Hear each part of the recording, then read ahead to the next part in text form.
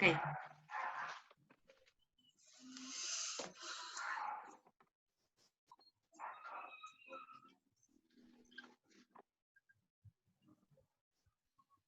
¿Seguimos? Seguimos, ni bien comparte la pantalla. Continuamos.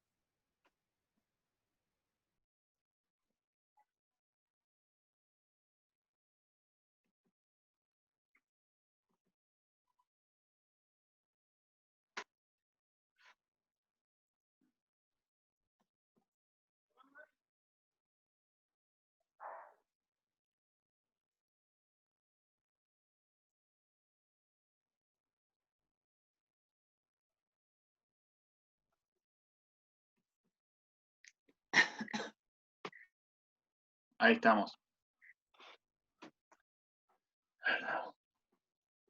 ¿Se ve? Se ve todo negro. Todo negro se ve. Bueno.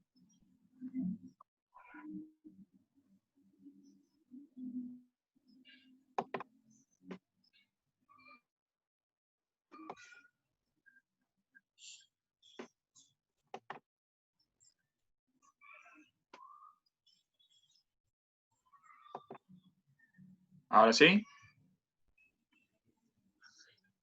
No. No. ¿No? Yo estoy viendo de acá. Se reveló la compu. Se reveló la computadora porque yo veo, pero ustedes no. De David Danner ha empezado la función de compartir, pero no comparte. Ah, ok. Vamos a dejar de compartir.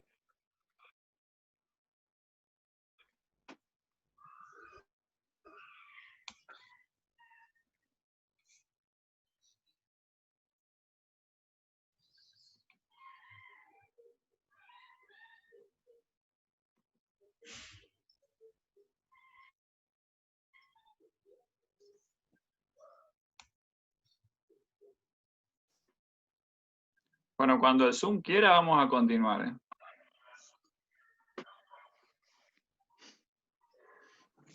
Me hizo capricho también hoy. ¿Sí? Sí. Es un poco temperamental. Ujú.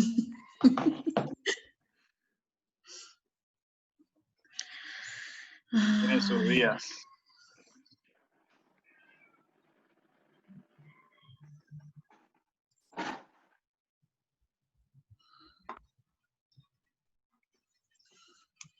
Ahora sí que se reveló, ¿no? Sí. No.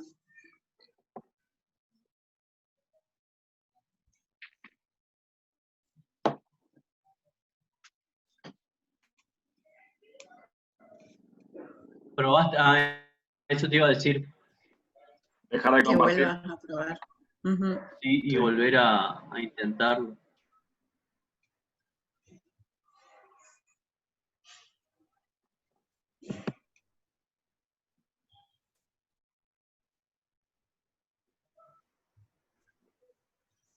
¿Ahora sí? No. No. No, Ahora vamos a ver si es la conexión a internet.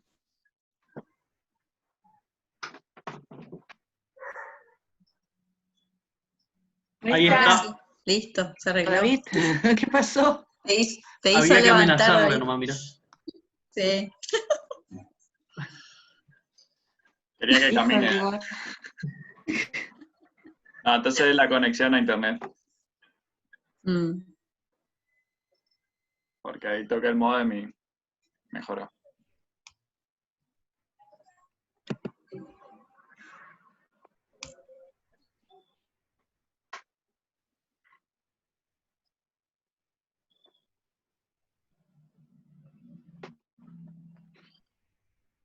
No, no quiere.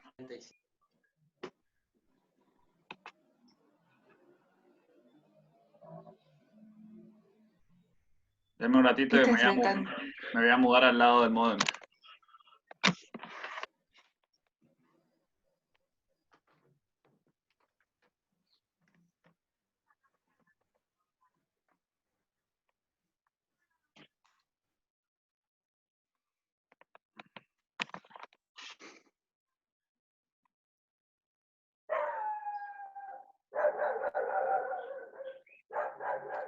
Los videos de las clases anteriores, ¿por dónde podemos ver?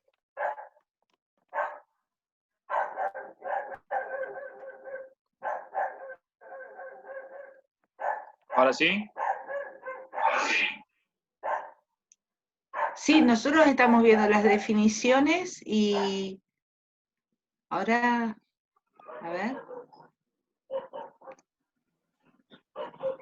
¿Estamos? Ahí va apareciendo a poco. Bueno. Retomamos entonces. Habíamos visto la noción de signo, síntoma, la noción de enfermedad y su diferenciación con el síndrome. ¿Sí? Estábamos ahí. Una enfermedad se diferencia de un síndrome por el descubrimiento, el hallazgo de un rasgo patognomónico. ¿Sí? Traíamos el ejemplo de la meningitis. No es que cada vez que uno tiene dolor de cabeza como síntoma y fiebre como signo, uno en un análisis clínico va a pensar el profesional que lo vea que tiene una meningitis. Generalmente más bien eso se asocia en principio a una gripe, a una infección, a alguna otra cosa, ¿no? Pero el rasgo que va a permitir diferenciar va a ser el que haga, a través de una serie de estudios, a través de un diagnóstico diferencial, poder ver de qué enfermedad estamos hablando. Si lo pensamos en términos del coronavirus, por ejemplo, el hisopado como estudio permite encontrarse con ese rasgo patognomónico que hace que sea el SARS-CoV-2 19, que es diferente a todos los otros coronavirus que hay. ¿Sí? Hay un rasgo, en este caso, cómo está conformado la estructura genética de ese virus, que lo diferencia de otros. Por eso hoy día todas las personas que tengan fiebre, tos y algún tipo de síntoma respiratorio, en principio se lo toma como sospechoso de coronavirus, ¿sí? Porque puede ser esa o todas las otras enfermedades respiratorias que hay. No sé, hasta que no se establezca esa diferenciación, no se sabe de qué enfermedad estamos hablando, ¿sí? Y aún muchas veces existe lo que es el síndrome febril, que es un conjunto de signos y síntomas, por ejemplo, ¿sí? Pero que no tienen ese rasgo que lo diferencia de otros. Y llegamos a la noción de trastorno mental, que es hacia donde digamos. ¿Por qué ya no pensamos en términos de, como se hablaba en otros momentos de la historia, de enfermedad mental, por ejemplo? Porque la pregunta acerca del rasgo patognomónico es una pregunta que no está cerrada, ¿sí? Cada discurso propone diferentes causas para ciertos cuadros. Cada uno va proponiendo, si uno, por ejemplo, ve la línea del DSM, tenemos una línea muy neurobiológica. Entonces, lo que produciría un cuadro de esquizofrenia tendría mucho que ver con el desarrollo neurobiológico de una persona. Diferente, por ejemplo, a el psicoanálisis, que va a proponer otra pregunta acerca de la etiología, acerca de la causa de la psicosis, ¿sí?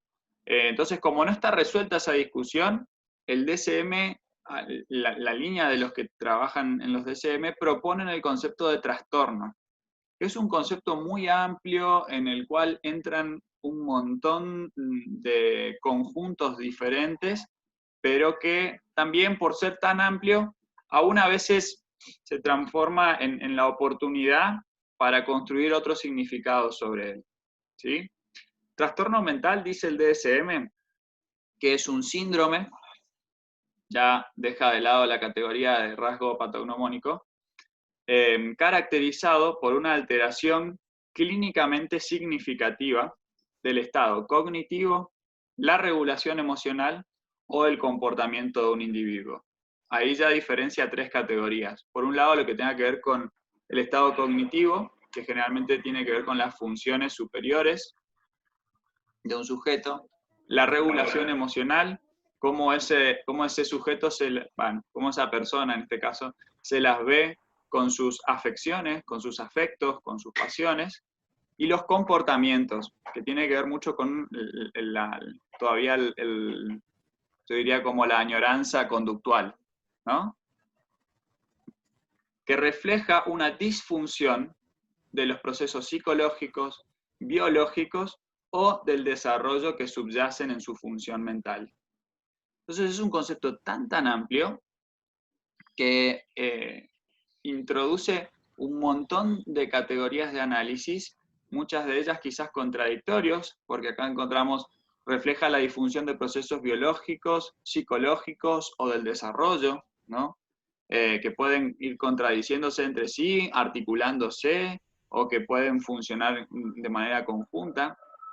Es tan amplio que por eso vemos que entran un montón de categorías distintas en los manuales diagnósticos. Seguimos un poquito.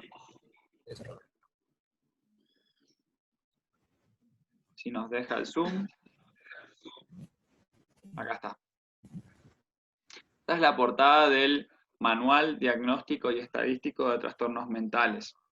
Si estuviéramos en una clase presencial, yo les preguntaría qué representaciones les despierta a ustedes cada una de estas palabras. Manual, diagnóstico, estadístico y trastorno mental.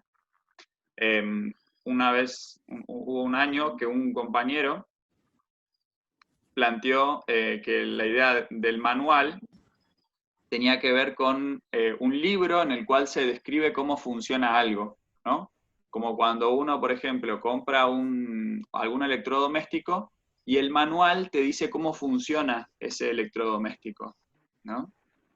Diagnóstico, retomamos la pregunta que habíamos planteado al principio, y estadístico, porque es el criterio que van a utilizar. Van a utilizar, si lo pensamos en términos de lo que venimos trabajando, el paradigma de la normalidad y anormalidad, ¿sí? En cuántas veces se repiten este caso, que tiene estos síntomas, que tiene estos signos, para poder construir esa categoría de ese trastorno mental. En su versión número 5, es editado en el año 2013. Algunos especialistas en DSM plantean como gran logro de este manual que fue un manual desarrollado por más de 500 profesionales. Dicen que fue construido a lo largo de investigaciones que duraron 10 años, y a partir de eso se construye en el año 2013 su versión número 5, ¿sí? Tiene este criterio estadístico que marcamos al principio. En su presentación, si uno lee las primeras páginas, ellos refieren que fue constituido sin referencia ideológica paradigmática. O sea que ellos plantean que en realidad sería un manual neutro, que no responde a ningún discurso ideológico, político, ni paradigmático, epistemológico, y que entonces podría de alguna manera nuclear a todos los modelos paradigmáticos, a todas las ideologías, ¿no? Como que responde a todos y a nada a la vez. Pero cuando uno va viendo su conformación, cómo está construido, más bien sigue una lógica médica, propia del modelo médico hegemónico, y en el caso de la salud mental, propia del modelo psiquiátrico hegemónico. De hecho que planteábamos otros años que aún el hecho de no esclarecer su posición epistemológica funciona como una estrategia política, ¿sí? Básicamente, más que un manual, proponen algunos, funciona como un diccionario, ¿sí? En el manual se explican cómo funcionan las cosas. En un diccionario solamente tenemos qué significa cada cosa, ¿sí? Entonces te encontramos con un montón de diagnósticos y qué descripción fenomenológica o sintomática puede tener. Después vamos a trabajarlos en algunos ejemplos. Pero no trabaja en función de la psicodinámica, o sea, no trabaja en función de un sujeto que pueda ir transformándose a lo largo de un desarrollo. No trabaja un sujeto que pueda modificarse, sino un sujeto estático, una foto, un instante en el cual se describen cómo está, cómo se presentaría en la clínica a través de estos signos y síntomas que se recolectan. Pero todo eso no dice absolutamente nada de cómo sea el sujeto que se está atendiendo. Bueno, esto, más que se transforma en un diccionario descriptivo más que en un manual de psicopatología, ¿sí? De hecho, que originalmente los DSM estaban pensados con criterios para poder establecer un ordenamiento, pero de investigaciones. No tenía la función clínica que hoy día tiene. Existe, se termina dando a la hora de pensar pensar, digamos, pacientes, personas, sujetos, en una atención que uno pueda darles. No existe un caso que tenga el diagnóstico puro desde la representación que traen los DSM, ¿sí? Siempre son casos combinados en los cuales en torno a algunas funciones psíquicas pertenece a un trastorno, pero en torno a lo conductual pertenece a otro, y entonces encontramos con padres que vienen, por ejemplo, y relatan 5 o 6 diagnósticos que tienen, y como cada vez sobrecargando la gravedad de lo que tiene un niño, ¿no? Todo eso es producto de también la forma de construcción del DSM. Yo traje un ejemplo.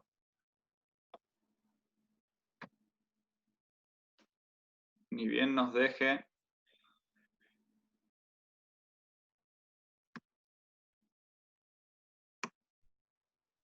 Bueno, perdón. Antes del ejemplo, ustedes tienen que los trastornos mentales se van clasificando de diferentes maneras.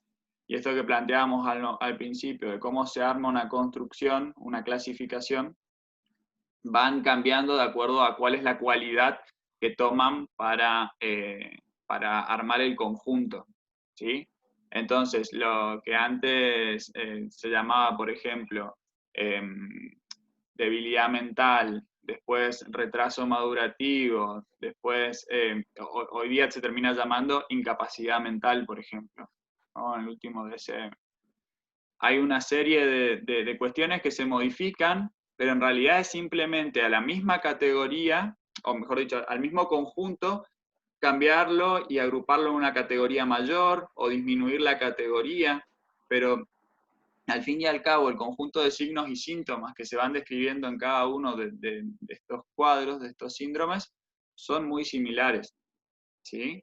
Por ejemplo, pasar de el autismo, Asperger, esquizofrenia infantil y toda la diferenciación que hacían a un principio, y este segundo momento en el cual proponen trastornos del espectro autista, es simplemente modificar la lógica de ordenamiento del conjunto. Pero la mirada acerca de eso sigue siendo la misma. Un sujeto pasivo que solamente tiene ciertos signos y síntomas. Yo no quiero aburrir con esta parte porque entiendo que las clasificaciones no son para nada divertidas, ¿sí? Pero les voy a dejar este ejemplo para que ustedes puedan ver. Por ejemplo, yo tomé del DSM el trastorno del espectro autista. Viene con un código, ¿sí? Ese código se utiliza para poner, por ejemplo, qué sé yo, a la hora de los recetarios y otro montón de papeles a rellenar, siempre se utiliza el código del DSM, ¿sí? Ustedes con ese código pueden encontrar el trastorno en sí. Va a haber un eje, el DSM-5 lo que hace es modificar los ejes de análisis como estaban puestos antes. Entonces ahora solamente uno tiene más bien una descripción. En el caso del espectro autista, uno tiene al principio una descripción de cómo estarían los procesos mentales superiores. Después encontraría cómo estaría a nivel conductual, patrones repetitivos y restrictivos de la conducta. No quiero insistir mucho sobre esto para no agotar, pero básicamente tenemos una primera categoría de análisis en las cuales están los procesos mentales superiores, una segunda categoría de análisis en la que aparecen los patrones conductuales, y después una relación con la temporalidad. ¿En qué momento se presentaron estos signos y síntomas? ¿Sí? Y que todo este conjunto de signos y síntomas no tienen que poder ser explicados por otro cuadro, como por ejemplo en el caso de del trastorno del espectro autista, por la discapacidad intelectual. ¿Sí? Una lógica de no contradicción, básicamente, entre la propuesta del manual. En algunos casos ustedes van a encontrar que tienen que cumplirse todos los criterios, y en otros diagnósticos van a encontrar con que se cumplan 2 o 3, ya alcanzan para que el diagnóstico sea tal. Esta parte es bastante aburrida. A ustedes, cuando les llega algún diagnóstico con nombre y apellido, con número así, entran a internet, lo ponen y aparece. Hay una página que se llama Psicomed, por ejemplo, en la cual uno encuentra todos los criterios que se utilizaron, si le interesa. ¿Sí? La otra clasificación es la clasificación francesa de los trastornos mentales del niño y del adolescente. A nosotros nos parecía interesante poder incluirla como para que ustedes puedan tener en la mente, en la representación, que hay varias formas de clasificar lo mismo. Porque el DSM también se ofrece casi como una estructura totalitaria, en la cual es la única categoría de clasificación que hay, y no existen otros modelos de organización de los signos y síntomas. ¿Sí? ¿Cómo llega a la Argentina? En primer lugar, en el año 1987 aparece una primera edición que lo que tenía como novedoso era que tenía esta perspectiva pluridimensional. No era solamente estadístico, sino que era estadístico, clínico, había otra lógica de organización. En el 1996 se crea la Asociación Franco-Argentina de Psiquiatría y Salud Mental, y en el 2003, en la visita de unos psiquiatras franceses, se traduce la clasificación francesa al español. ¿Cómo se construye? Toma en consideraciones psicodinámicas, entendiendo que el acto de conducta siempre es un acto que tiene un sentido, una finalidad. Esto yo lo copio textual de la clasificación. Posea o no el sujeto posea o no conocimientos de los mismos, y no solo fenoménicas o sintomáticas. No le interesa solamente los signos y síntomas, sino cómo se desarrollan, cómo interactúan esos signos y síntomas, entendiendo que los síntomas tienen un sentido. ¿Sí? Integra, ellos dicen, aportes de la psicología cognitiva, de las neurociencias y del psicoanálisis. Uno ve que a veces, como son discursos que tienen sus contradicciones, también la misma lógica de la organización de la clasificación se pone a veces un tanto, uno a veces puede pesquisar algunas contradicciones. Conceptualiza al sujeto como dinámico. Acá podemos retomar esto de escribir los diagnósticos con lápiz, que planteaba Janine. Propone equivalencias con la CIE-10. Esto es interesante porque la CIE-10 sería la clasificación oficial desde la Organización Mundial de la Salud. El DSM pertenece a la Asociación Psiquiátrica Americana, ¿sí? La APA. Se divide en dos ejes, una que tiene que ver con las categorías clínicas de base y la otra con factores anteriores, eventualmente etiológicos. No sé si ahondar tanto en esto. Si a alguien le interesa, después lo consulta y lo trabajamos.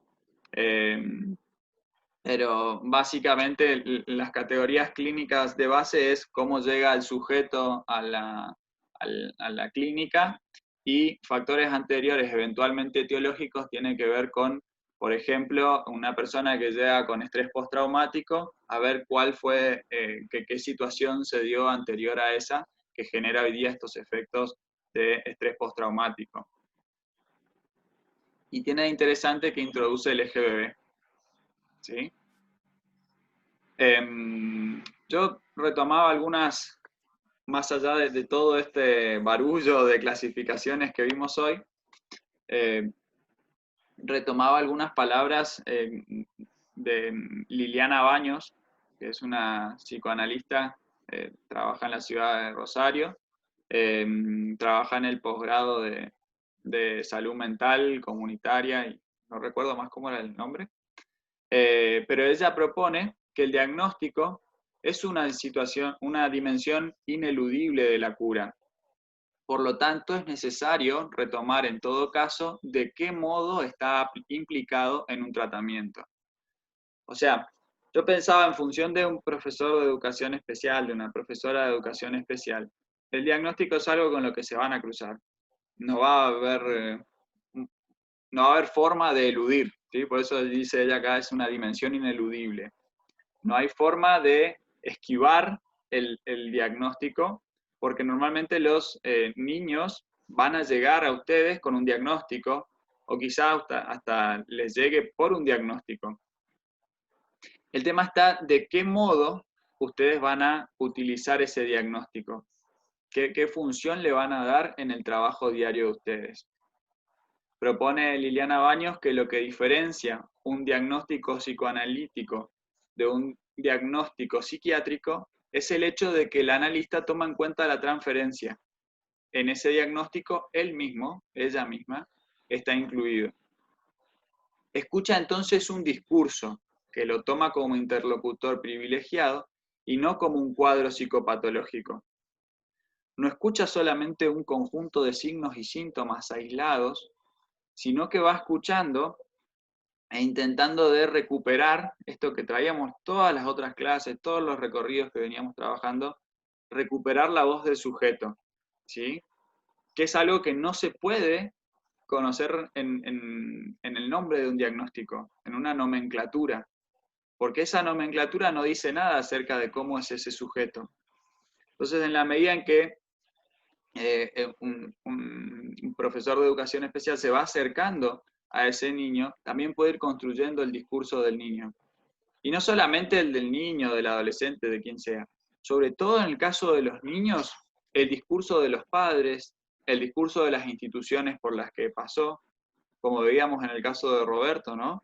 Esas 25 instituciones que nunca habían logrado construir un lugar específico, un lugar de contención, de cuidado para Roberto. Poder escuchar esos otros discursos por los cuales está atravesado ese sujeto también. Y por último, Liliana Baños plantea que el psicoanálisis sería esa práctica que preserva y destaca lo más singular del sujeto, el caso por caso. Ella trae la idea de que el diagnóstico recién puede ser al final de un análisis, ¿no? Al final de un tratamiento, si ustedes quieren. Porque el sujeto va produciendo modificaciones en esa relación transferencial, que haya con un profesor, que haya con un psicólogo, que haya con el psicopedagogo, que haya con todos los hogos y hogas que puedan haber alrededor de él, ¿no? Con su familia, con la escuela. En la medida en que va habiendo interacción con todo eso, también van habiendo modificaciones. Y yo recolecté para cerrar, nos quedan 7 minutos de esta conexión, una pregunta que la hacemos todos los años, al menos desde que estoy acompañando en la cátedra, siempre aparece esta pregunta, ¿no? ¿Qué función cumple el diagnóstico para una profesor de educación especial? ¿Qué función cumple? Y me gustaría que nos diéramos la segunda parte de este encuentro. Ahora ni bien termine este tiempito, o si quieren podemos arrancar ahora, para tratar de responder a esta pregunta. Y después yo les comento qué construcciones se hicieron otros años. Podemos seguir con lo de escribir, si tienen ahí el chat. ¿Qué función cumple entonces el diagnóstico para un profe de educación especial?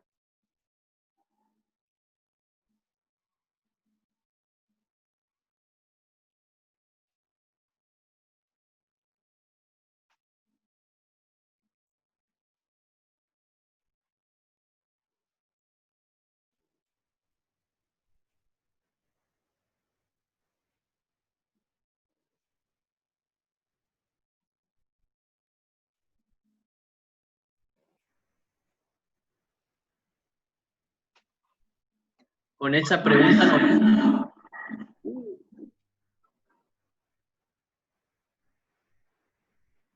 Se escucha eco, ¿no? No. Casi no.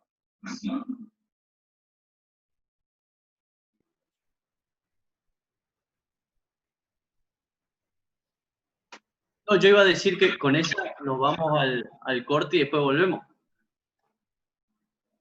Ahí ya ahí van respuestas. Van apareciendo respuestas.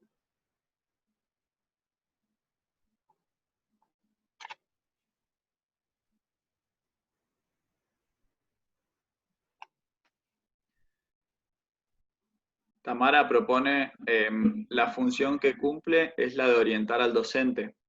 O sea, que el docente pueda saber desde dónde partir con su trabajo. Rocío pone, es una mirada más. Verónica pone, sirve de guía para poder implementar las estrategias adecuadas.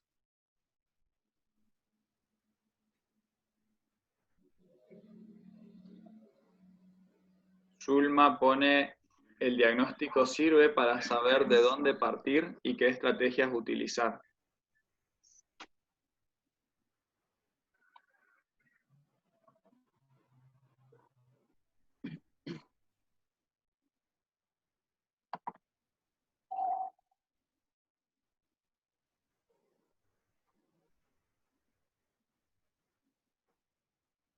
Hay algunas diferencias en lo que van proponiendo, ¿no?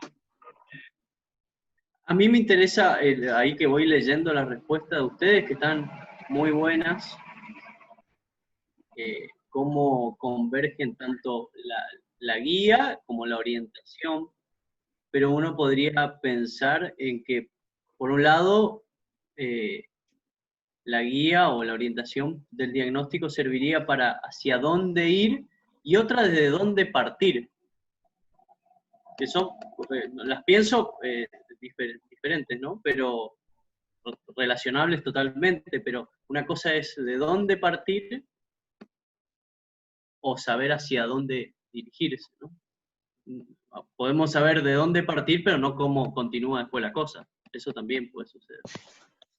El diagnóstico también serviría para saber el del por qué fue diagnosticado, serviría para nuestra investigación también, porque tenemos que tomar todo, no solo el niño y el cartelito tiene esto, tengo que saber por qué le diagnosticaron eso, cuáles fueron las consecuencias, irme mucho antes, tomar todo lo alrededor del niño.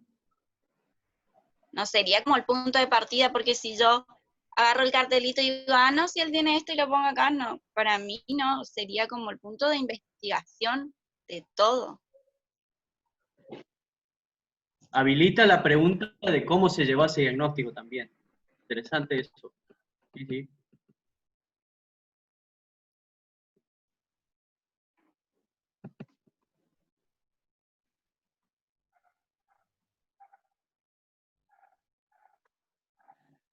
¿Cómo pensás esto de la investigación?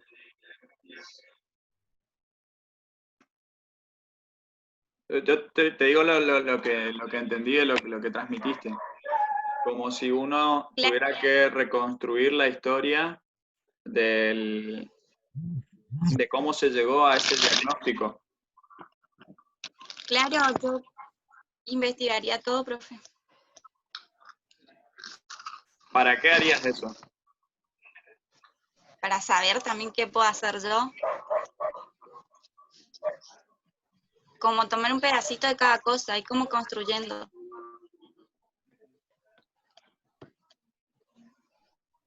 Me estoy quedando sin batería, profe. Bueno, aprovechemos lo último que queda entonces.